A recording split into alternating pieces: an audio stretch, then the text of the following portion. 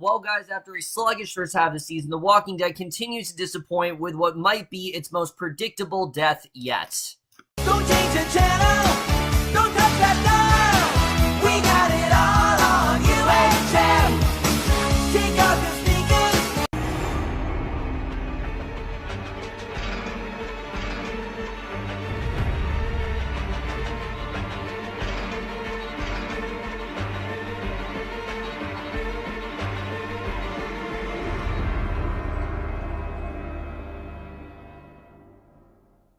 Hey guys, coming over the mid-season finale of The Walking Dead, Season 8, Episode 8, How It's Gotta Be, and once again, I wasn't really looking forward to this episode. This is not really a show I've been looking forward to all season long. This season really has not been that great at all, but I was hopeful. I was definitely hopeful, because at least it is the mid-season finale, which means that something of interest is going to go down. I can't promise that, but usually that's what this means, is that something interesting usually does go down, and that was the case. There was some good stuff happening in this episode.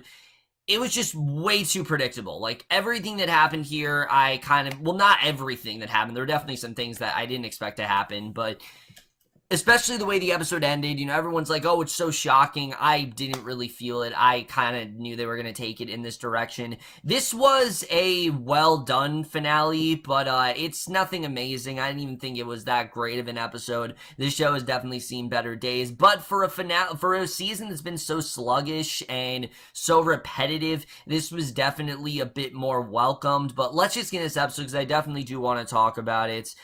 We start off and we see Rick. He's completely confused by the scene that laid out in front of him with that large hole in the building that was made by Daryl's truck, and we see a flashback that shows Rick. He's chasing down Carl after they abandoned the stranger at the gas station, and Carl's upset that Rick could just leave the man behind to fend for himself, and immediately you're like, what the hell's going on with Carl? I mean, this is not how Carl usually talks. He's usually all about kill, kill, kill. He reminds his dad they're fighting for a new future, not just to kill people. They need to find a way forward into peace, and you know it's not going to happen, but right from this scene, you can kind of see the way the episode's going to go. I'm not going to say anything yet, but you can already tell what they're hinting at. This is the mid-season finale. They said something big was going to happen. You can kind of already tell what they're inferring here, and I think in general, that was a mistake. It really made things a lot more predictable than they could have been, but we then see Rick, Jadis, and the scavengers. They finally approach the sanctuary. It seems like he's finally gotten them on his side.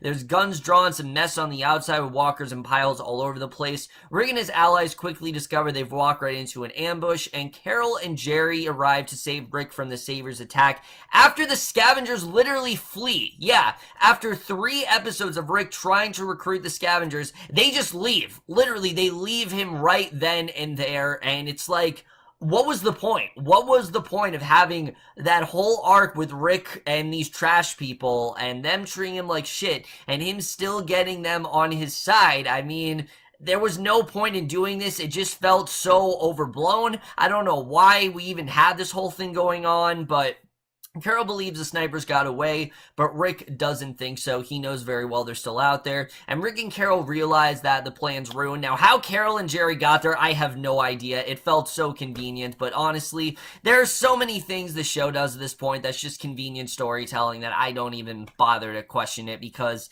it's just, that's how The Walking Dead does things now. Things don't make sense, but that's just kind of how it is. But Negan smiles, he drives away from the sanctuary. He's completely unharmed, and we then see Enid and Aaron. And Enid as well is a character where I have no idea why she's a series regular. Up to this point, at least, she's done absolutely nothing in the show.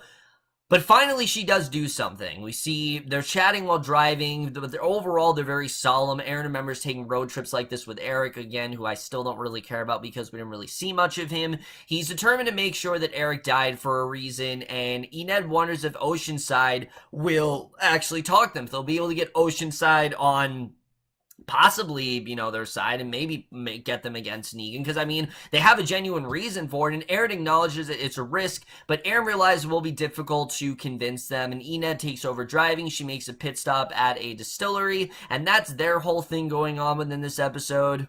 So back at Alexandria, Michonne promises Judith that she'll be back soon. She's happy Daryl has returned, apologized for not helping him ram the truck into the building, and Daryl's convinced that they're going to give up. Like, there's no question about it. The saviors are going to surrender, and, we definitely are going to win this. And I like that they're being hopeful, but come on, guys. I mean, there is a huge army here. Negan is still very powerful. Negan is not unharmed. Just because the Saviors have been hiding out does not mean that you are completely indestructible. And, we very much see how naive these characters are. But Carl writes a note for his dad. He's shedding a few tears as he's lost in his memories. And we realize what this is about. Again, you can tell where the show is trying to go at this point with Carl. They're trying to tug at the heartstrings. And again, the way the episode concludes, it just makes things very predictable. But Tara then tells Rosita they open up the sanctuary for the walkers to invade. Rosita confirms that all she was able to scrape up weapons-wise were some grenades and air horns, and Tara thinks that they can redirect the herd with it after the saviors surrender.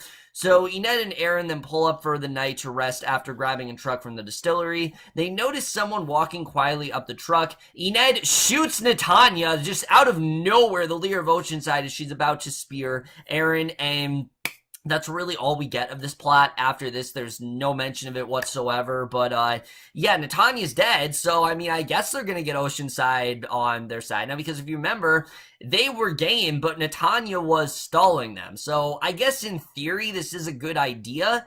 It's just knowing this show, there's no way they're gonna get Oceanside, as a part of their army now. There's no way that's gonna happen. And, you could tell that she was about to spear Aaron. She was about to kill him.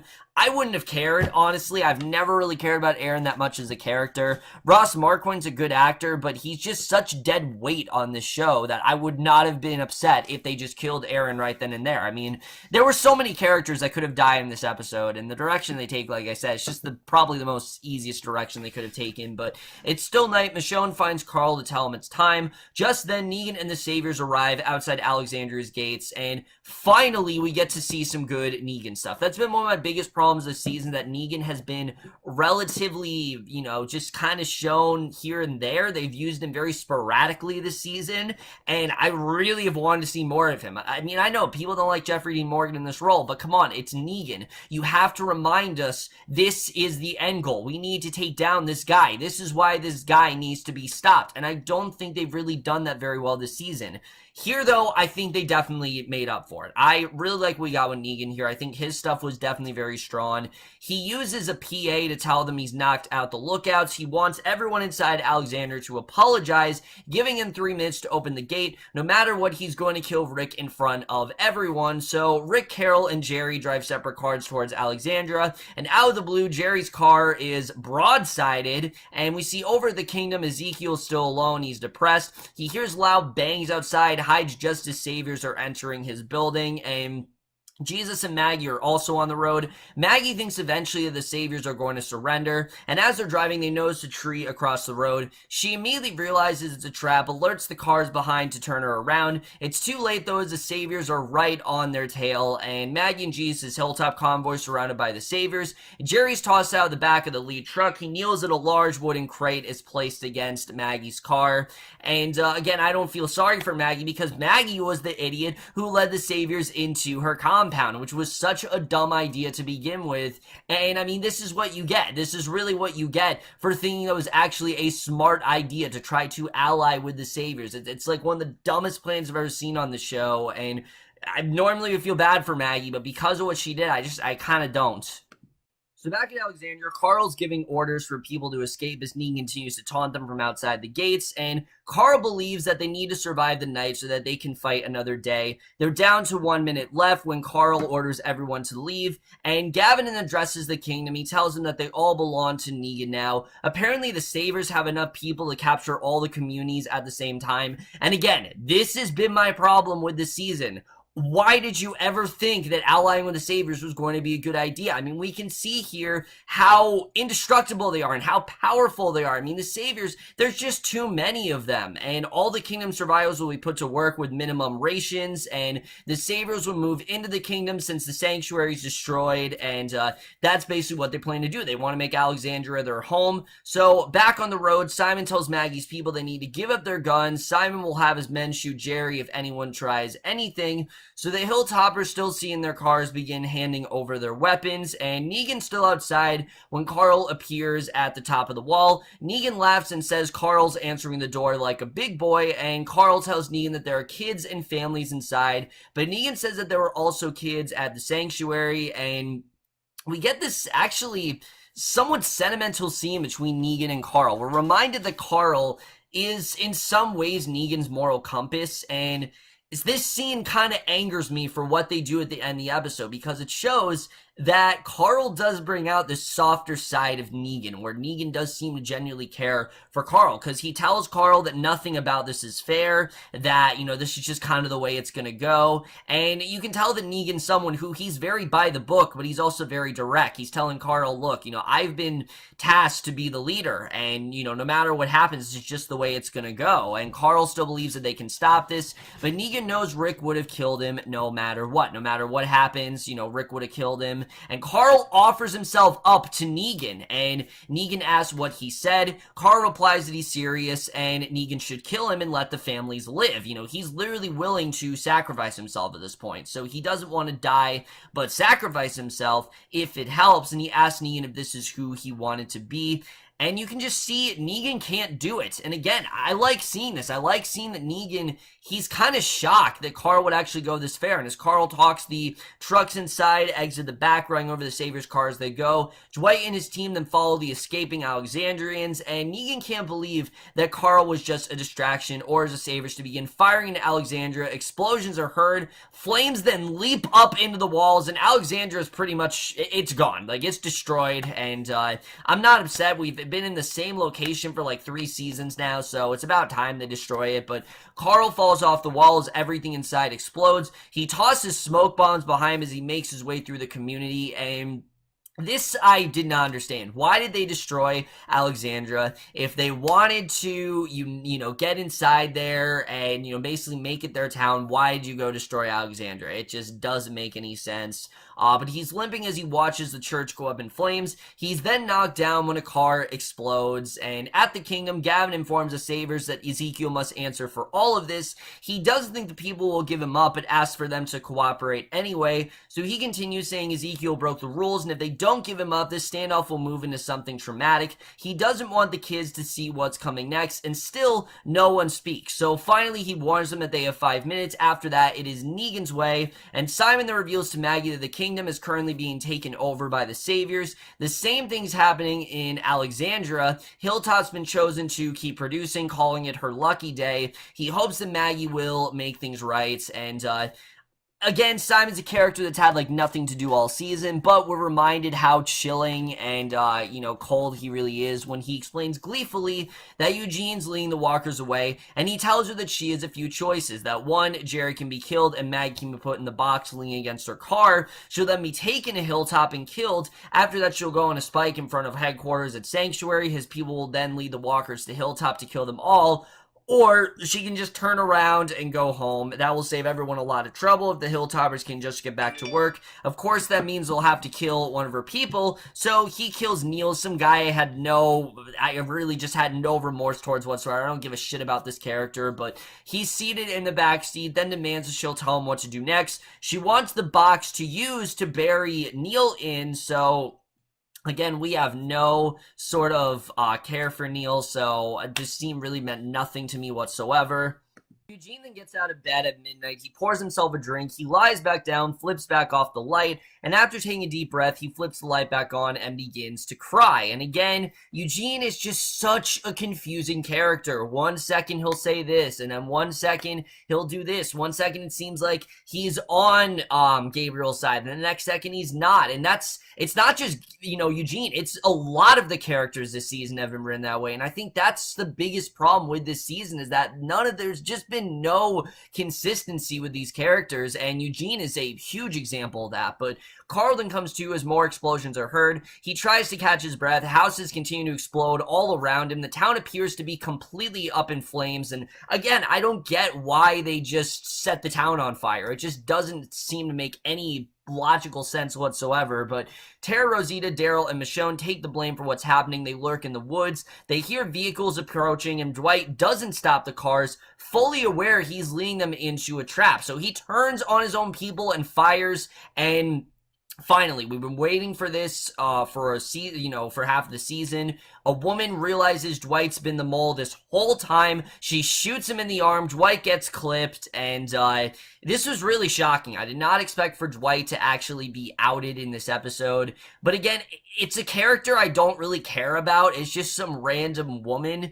So it didn't feel as grand as if Negan were to find out, or if Eugene were to rat on Dwight, which that was the agreement. If you don't try to harm me, then I'm not going to rat on you. If Eugene would have ratted him out, that would have been, I think, a lot stronger. But while this was a good moment, it just didn't feel as strong as it really could have been. But Negan finally busts down the gate into Alexandra. He thinks Carl is still there. He wants him tied up, but not killed. He doesn't want to kill him. He just wants to tie him up because he just can't bring himself to kill Carl. There's something about it he can't do. And again, I like that because it does show that Negan does have some sort of limit. He's not completely heartless.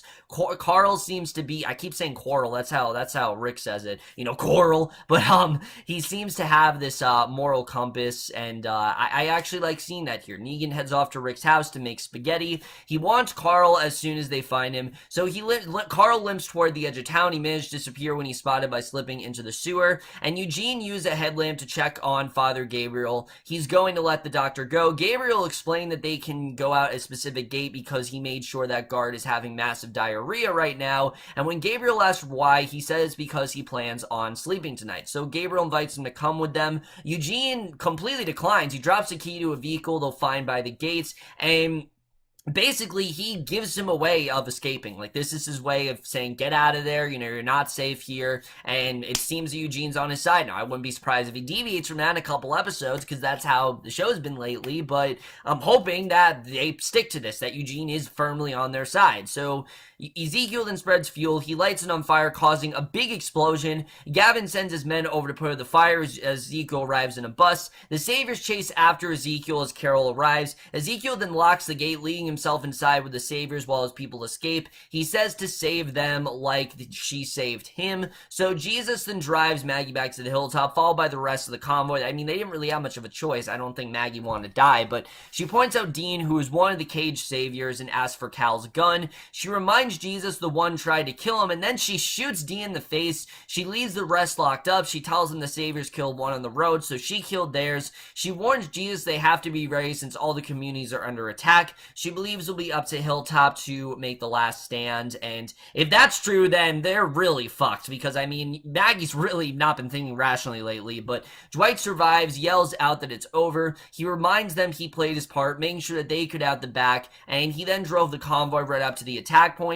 Daryl asks how the Saviors got out. Dwight says Eugene saved them all. He can still be helpful, and he wants Negan to die, and he tells him that they can settle up afterward, and I'm pretty sure that this is confirmation that no matter what happens, Dwight's on their side. Like, they can trust Dwight 100%. This is not someone who's going to waffle around like most of these characters have all season, and I like that. I like that we now know that we can officially trust Dwight. He is now on their side, and I'm looking forward to seeing really where this does go. I like where they've taken the character. Even though he's been underused, I like where they've taken him, and I think they've done a good job with establishing that. I just really hope they can stick the landing when it comes to his character. So Maggie puts the dead Savior in the box. She writes in that they have 38 more. Stand down. She tells two of the Hilltop people to leave the box where the Saviors will find it. Gavin then talks to Ezekiel while Morgan listens in from a hiding place. The Saviors are gathered behind Gavin as he warns Ezekiel he will be placed in front of the sanctuary dead, and Morgan just keeps on listening. I don't think they're going to kill Ezekiel. He's one of the only like really well-written characters on this show, so I don't think they're going to kill him off, but Daryl and the group then watch Alexandra. It explodes from a distance. seconds. They enter the sewers as Dwight apologizes to Michonne. Michonne doesn't follow the group into the sewers. Instead, it closes it and walks away. Rick then runs into the woods. He arrives back at his home in Alexandria. Negan surprises him, and we get this really badass confrontation between the two where he attacks, telling Rick he's going to cut him into little pieces and feed those pieces to the dead. He'll do this in front of everyone. He then tells him that Carl volunteered to die. He thinks in a few years that Carl will be one of his top guys. Like, he wants to bring in Carl and make him a savior. He thinks he has that potential. And Rick then fights back, gets in a few good licks. He finally grabs his gun, runs away after crashing through a window. He's injured, but he is very much alive. So I thought that scene was really cool. It was short-lived, but it was still cool to see these two, you know, kind of head-to-head, even though we haven't really seen that this season. So we were promised that, but we really haven't seen anything of that this season. So Michonne walks through Alexandria. She's in the middle of killing a savior when Rick finds her. He asks about, and she's just nailing on the savior one by one. It was awesome to see the way that was handled. I love seeing Michonne be a badass, but he asks about his family and friends. Michonne leads him into the sewer where everyone is safe, including Judith, and we get this really strange montage of all these, like, eye close-ups and Rick in slow motion walking towards Judith. I don't know why the show does this, but whenever they have, like, all the group together, they do, like, this 4-minute montage just showing how everyone looks, but Carol and Ezekiel close-ups lead to another shot of Rick approaching Judith before moving on to Carl, and Carl tells his dad he brought them all here to save them, but Rick can tell just something's not right with Carl, and something hasn't been right with him all episode. And then we learn the devastating but I think very predictable news that Carl lifts his shirt and a bandage on his stomach shows his dad a bite mark. Carl did in fact get bit. Rick is speechless as he bends over Carl, and that is the way this episode ends. So here's my thing. I know a lot of people are obviously very shocked, and a lot of people are upset about this and saying, oh, it's one of the most shocking things Walking Dead has done. And I'm just kind of sitting here like, yeah, I knew they were going to do that. It seems like a necessary direction for them to go.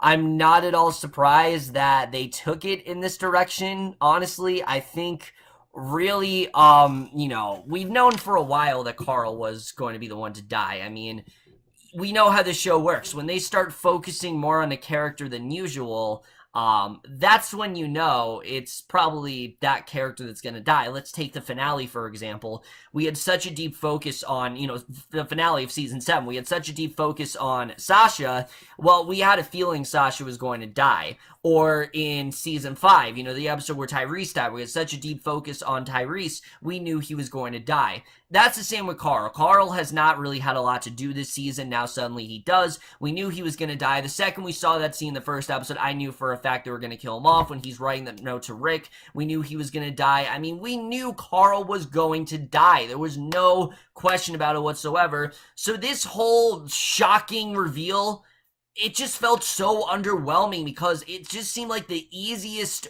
direction for them to go. And finding out that this wasn't even Chandler Riggs' decision, like this wasn't the whole he wanted to leave for college and, you know, he had a band and things like that, that would have been a different scenario. The fact that this was Scott Gimple's decision, I don't know what he's doing. I don't know what he's doing, but he's clearly trying to destroy his own show. I have no idea where he's headed now because, like I said, Carl was the moral compass that Negan needed. And I know in the comics they do this whole arc where Carl tries to turn Negan around. He's, like, successful about it. So what's going to happen now? I mean, the show is now completely deviated from the comics, and this is going to change Rick forever. Rick, at this point, Carl was one of the only things left that gave Rick a moral compass. Carl was the only thing that, like, kept him from going rogue. Sure, he has Michonne, sure he has Judith, but Judith isn't blood related. I mean, technically she's his daughter, but she's really not. I mean, that really is Shane and, you know, Shane and Laurie's daughter. That's not his daughter, as much as he wants to believe it. That is not by, you know, by blood. It's not genetically, that's not his daughter at all. So, you know, you can't really use Judith in that sense. Michonne, I mean, I guess you can use, but again, he's not legally married to her or anything. So Carl really was the last person that Rick had that, you know, could be used as leverage against him, could give him a moral compass. And now that he's gone, I don't know where the show's going to go now. I don't know if this was at all the direction to take the show in. I don't know why they decided to do this with Carl. It just seems so baffling. I mean, again, Am I going to miss him? No. I've never really been a huge fan of Carl. Chandler Riggs is not a good actor at all. Um, I'm not going to miss him in that sense, but he was one of those characters that just seems so untouchable. Like there was no way they were ever going to kill off Carl. And it's not and I know I say this all the time. The show should take risk, but a character like Carl is not someone who they should surprise us by dying. He's one of those characters that just shouldn't die. Like, this is someone who should be around. You need someone like Carl on the show because it gives Rick, like I said, that, morality. It gives him that humanity in him. And if that's stripped away from him, what's that humanity gonna be? How many ounces of humanity does Rick have left? I mean, at that point, he's going to be just as dangerous as Negan. The only reason that I don't think that's going to be the case is because Negan didn't kill Carl. So that's the only thing. Now I don't know where they're going to take the show. It's just a really dumb decision altogether, and I'm really not for it. As far as everything else, there was some good stuff going on here. I actually really did like the whole, like I said, moment between Negan and Carl. I thought that stuff was definitely very well done. But now it's kind of pointless because, I mean, he's dying in the mid-season premiere. They've already confirmed that he's definitely dying, and that's definitely what's going to happen there. As far as Alexandra, I don't know why the Saviors decided to just completely demolish Alexandra. It was not at all the direction to take it in. They wanted to take over the kingdom. They wanted to make it their home. I don't know why they destroyed Alexandria. It just seemed like it was there just to add stakes and momentum, be like, oh my god, Alexandria died. And I didn't really feel much of anything there because of the fact that we've been in the same fucking location for like 3 seasons now, and I think it really is time to move on. Dwight, I like that Dwight is officially on their side. I thought they did some good stuff with him in this episode. I like that he is allying with them. I just hope that unlike some of the other characters, Eugene, Rosita, characters like that, I do hope that he does stay firmly on their side. Same with, what they do with Eugene here. I like that he is, in fact, giving Gabriel a way out. But again, I don't fully trust it. I don't trust the fact the writers are going to stay committed to it because they've been waffling back and forth all season. And that's been my problem with this season. The problem with this season overall is just that there hasn't been that consistency. There hasn't been that great of a story. This has not been a good season. In fact, I wouldn't even, it's very close to bad. Like, it's very close to a bad season. The acting's good here. Well, not Chandler Riggs, definitely. He's not that great of an actor, but the other actors are good. Ezekiel is easily my favorite character on the show. He's had the most consistent arc, I think, out of everyone, with basically him having this title, and now him getting that stripped away from him and now realizing what is my purpose. That is a good arc. There are a lot of places you can take that, and I love what they've done with Ezekiel this season. Even though he hasn't had a lot to do, his episode is the only episode this season I thought was legitimately great. Every other episode this season I thought was extremely problematic, had a ton of flaws, and range from good to some of the worst I've ever seen in this show. And again, it's because of the repetitive dialogue. It's because of characters saying one thing and then doing another. It's just, there is no consistency. The story is all over the place, and it's clear these writers just don't know how to write for this show anymore. And I don't necessarily blame them. Why? Because they're writing a show that has no end in sight. And when you're doing that, you kind of are stuck with what else can we do for these characters? Where else can we take them that we haven't taken them before? So at this point, it just seems like they're kind of just coming up with ideas just to keep these characters compelling, just to keep them interesting, but they're forgetting the character work. They're forgetting the things that make these characters their characters, and they've honestly, I think, are destroying some of them. The whole conflict between Rick and Daryl just feels so arbitrary. There's no reason to really have it there. All the stuff with, like, for example, Eric dying, that was just there to have some sort of death, and I just did not care about that at all. Aaron as a character is pretty much dead weight. A lot of the characters are dead weight. Scavengers especially are dead weight. I don't know why they're on the show. Jadis is clearly not allying with Rick anytime soon. They abandoned him. I mean, they should have just died. They should have died, honestly. Like, I don't know why they weren't just taken out right then and there. That's definitely what they should have done, because there's no purpose that they serve on the show besides the fact that they're not allying with Rick and he wants them to. That's literally the only purpose they really have on the show at this point.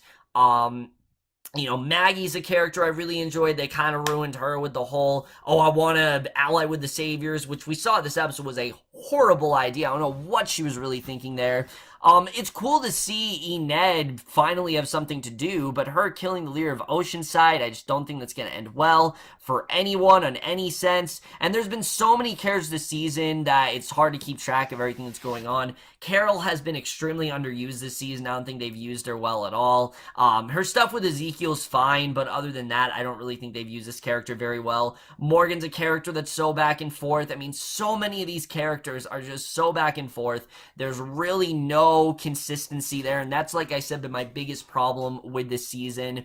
I hope the show gets its act together. I really do, because I used to love this show, but I just feel because the show has no end in sight, there's no guarantee that anything is gonna fix itself. I'm gonna continue to watch because I want to see how this does play out, but the fact that they've stretched this fight out to an entire season is ridiculous. I've never seen a show do something like that before. Usually a war, it lasts half a season. It doesn't last a whole season. I don't know why it's taking so long just to get to this one confrontation. It's really dumb. We haven't even seen a big battle yet. Like, I'm waiting for that big battle. We've just seen a bunch of, like, scrimmages here and there and all this, like, gun nonsense, and it just serves no context because we don't care about these characters. The characters that have died are just random saviors and random Hilltop members that we've never met, we've had no connection to whatsoever, so we just therefore don't care about it. And I think the Rares are forgetting the characters are important, but action is just important. Just as action is important, the characters are just important. They're so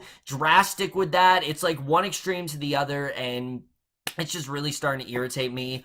But now, guys, I am going to rate both the finale and the season as a whole. So for the mid-season finale of The Walking Dead, Season 8, Episode 8, How It's Gotta Be, I am going to give that episode a C+, even though we had that death of Carl. There was definitely some good stuff in this episode. The urgency was definitely there a little bit more. It was a bit more prevalent than it's been in other seasons and, in other episodes, and I definitely didn't enjoy that. But the season overall absolutely gets a C-. So overall, guys, I'm reviewing the mid-season finale of The Walking Dead. Let me know what you guys saw this episode overall. Loved your thoughts on it. Like I said, guys, I don't want to hate this show. I don't want to bash it. I really want to like it, but there are just so many things that the show is doing wrong at this point, and it honestly is getting more and more problematic every single week, and I'm hoping that, the show gets its act together. I really hope that happens. I hope for the best, but there's no guarantee, like I said, and I don't have much hope, honestly. I don't have a lot of hope there. The show always says, oh, we're going to be doing this, and then they don't. This was supposed to be the all-out war, and it really wasn't, and it's disappointing. But that's my review. Hope you guys enjoyed. The most guys saw this episode overall, left your thoughts, and we'll see you guys in my next video, and we'll see you guys for that. Okay, bye.